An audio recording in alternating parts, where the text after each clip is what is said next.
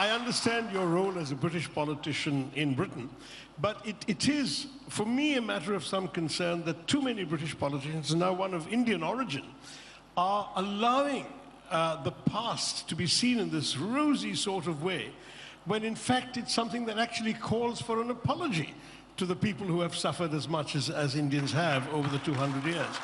And I just want you to understand that when you stand up and say, oh, I'm a proud child of empire, we know that a lot of us feel more than a twinge of pain at the reality of empire having been essentially denied. And don't forget, even to this day, Britain doesn't have anywhere in that wonderful city of museums, London, a museum to colonialism that shows the entire experience of the colonized people. You can do an A-levels in history without learning a line of colonial history.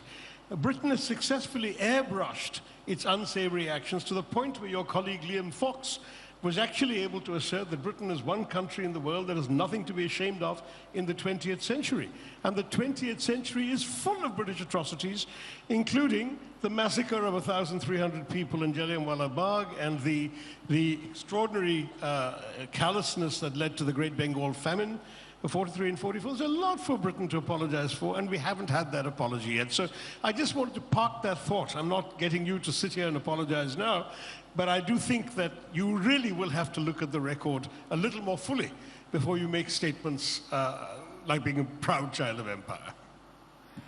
Well, I mean, as you would imagine, I disagree with your interpretation of events. Of course, there are many aspects of history which cannot be condoned and must be condemned.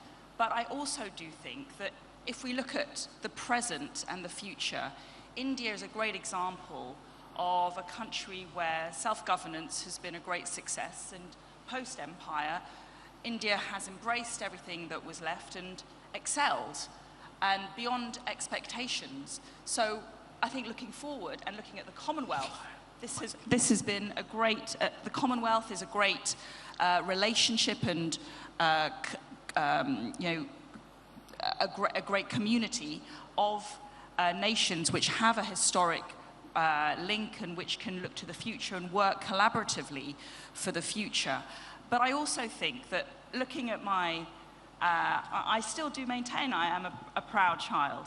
My parents were born under the empire. They are incredibly grateful for what the British did in Mauritius and in Kenya, and they were beneficiaries. They were beneficiaries both of what Britain did in their countries of origin, but also of what Britain has done for them when they moved to Britain and lived in the United Kingdom. Was an indentured laborer. Do you have any idea of the conditions under which they lived? They're far worse than slavery. But we can talk about, they weren't exactly, you know, merrily going off getting a visa to do good work in immigration. They were being ganged into forced labor. But all right, let me move on, because I've got to ask you a question that I keep getting asked, including on this very stage yesterday, in terms of my party, and that's about your party. You're facing an election, as you mentioned in your remarks. Are you doomed to inevitable defeat? Well, I mean, it is, you know, the UK Conservative Party is facing a challenging time. Just last week, there were 2 by-elections, and unfortunately, the Conservative Party lost control of those seats. Every poll that we are looking at does predict a defeat at the general election. So I am very concerned about the direction that the Conservative Party is taking in government, and I have urged a change of course, because I very much want this Conservative government to win, and I very much want to keep Keir Starmer out of number 10. But I do think that, you know, ultimately, despite the gloomy prospects set out in the polling, which is very difficult evidence to deny, I do believe, you know, we can still win the next general election.